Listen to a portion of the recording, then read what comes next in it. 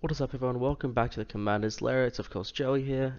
Today I'll be tackling a deck that is not only new to me, but new to this channel. It is very, very different to anything I've really brewed before because it's a colorless deck. I've messing around with this for ages. Kozilek's a really, really cool commander. I even have some I don't think it's alternate, just a special art Japanese card with like a foil version for this card. It's really cool.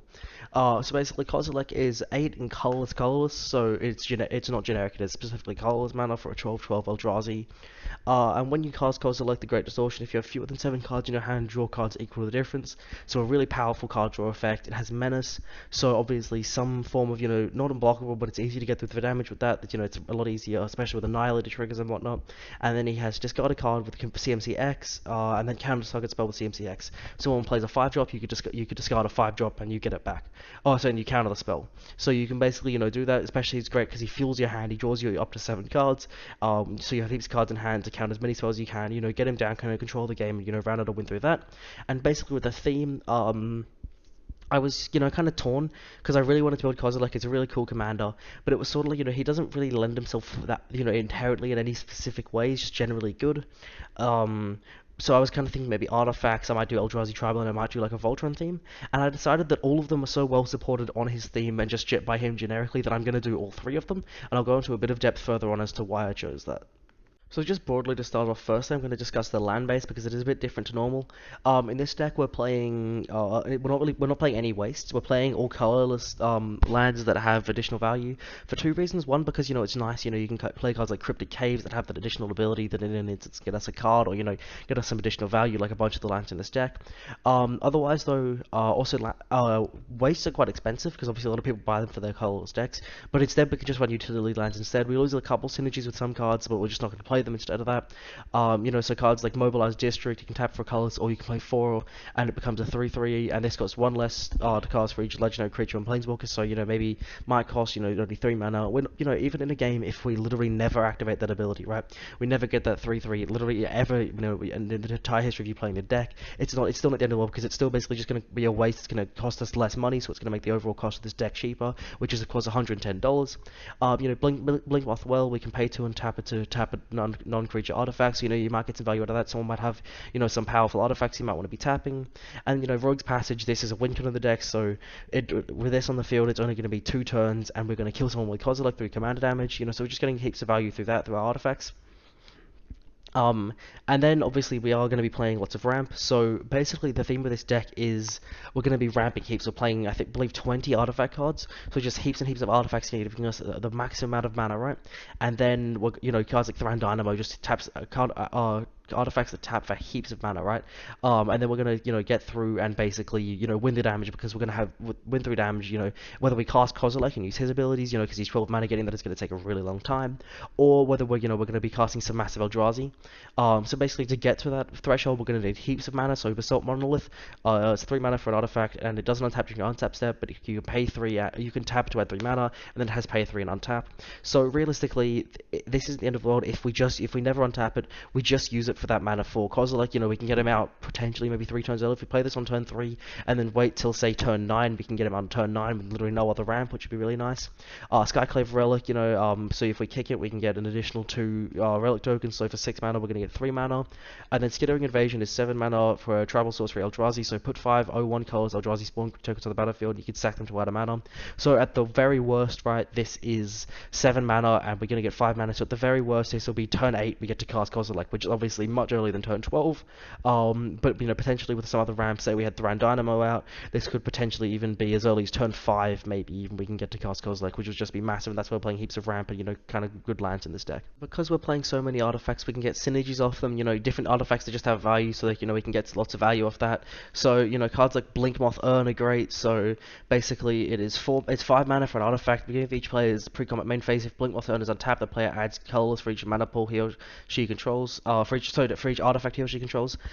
So we're playing 43 artifacts in this deck, which is a lot. So we're likely, we're liable to get 5 to 10ish at least from that every turn. Our opponent's market value at it, but not as much as we're getting. Containment construct. Basically, whenever we discard a card, we can exile it and we can play it that turn. So the cards that we're discarding to use Kozilek, this is one of the cards that synergizes with Kozilek. So if we discard a card for Kozilek's ability, we can play it and get extra value through that. Foundry Inspector, it's 3 mana, so it's technically a ramp card. It's just going to make all of our artifact spells cost 1 less to cast. So just cheapening all those artifacts, which doesn't reduce the cost of Kozilek, but it does get him out way earlier because we can cast all our mana rocks earlier.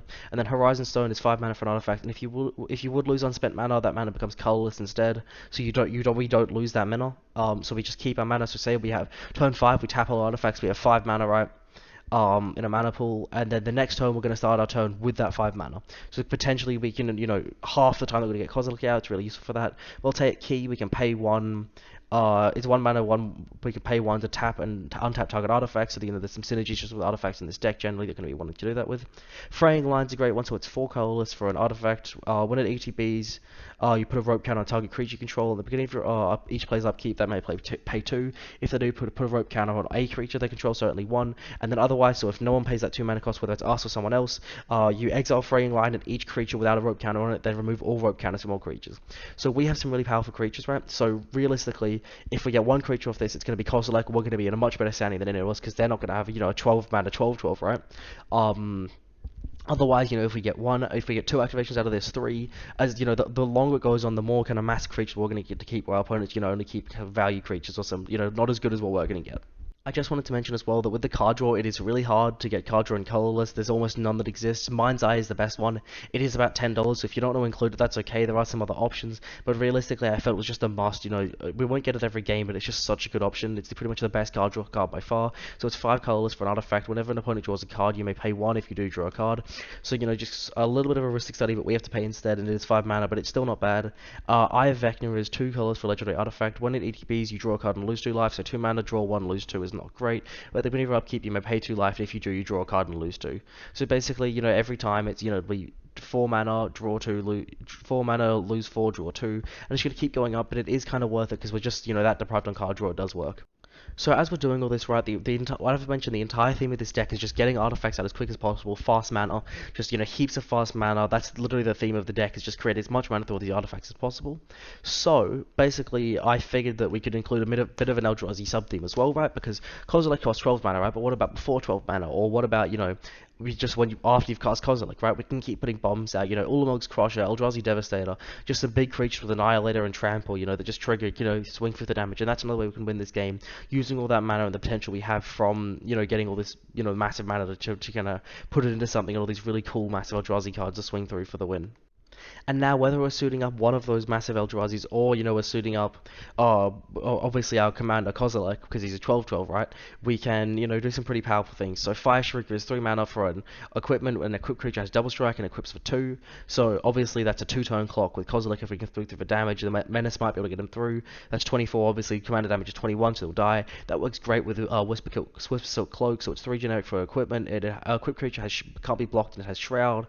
So we can't target it. That's okay because we're not playing that many Tron cards. It's just kind of like a sub theme, among all the sub themes in the deck. It's just one of them, that might help us win, get some extra value. So obviously this will be a 2-turn kill, and combined with firestriker, that will be a 1-shot basically.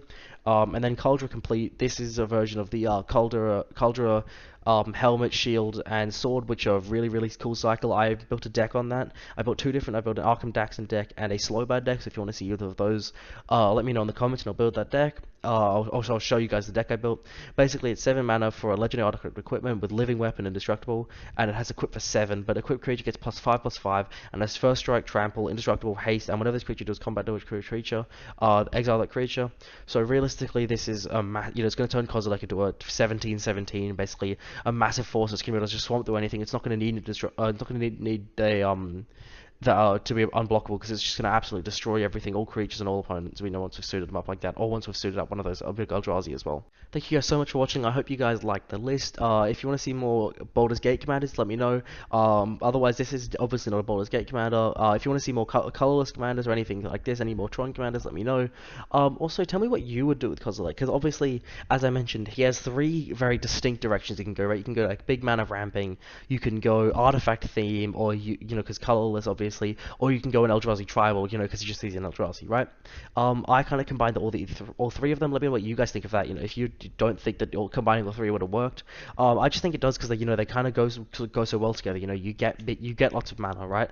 And you're getting the mana through the artifacts, so you can play artifact synergies, and then with all that mana, you can cast big Eldrazi's. So if you guys do like the deck, make sure to let me know in the comments. If you want to see more, make sure to subscribe. If you enjoyed the video, make sure to leave a like. And thank you guys all so much for watching, and I'll see you all next time.